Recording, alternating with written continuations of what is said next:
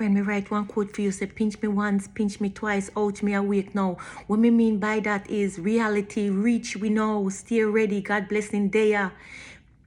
We nah sleep through the dreams no more. We nah go press the snooze button on purpose again. Gotta move even when you don't notice it, friend. Opportunities and not blessing are gonna arrive. Sometimes we think it far away, far off, but no, it has stand right in front of we. Sometimes life have to shake you awake. Sometimes struggle have to push you forward. Sometimes pain whisper, rise up.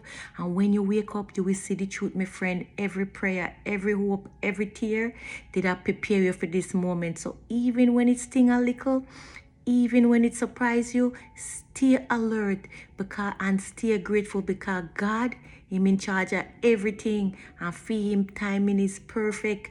So stay awake for Him glory. Because Psalms chapter 5 verse 3 say, Lord, in the morning, you hear my voice. In the morning, me pray to you and me look up with expectation. So but we look up to God for expectation now. And Him have all of the provision and Him are the provider. So friend, stay faithful. The blessing will come. God love you first and I love you, my friend. Peace.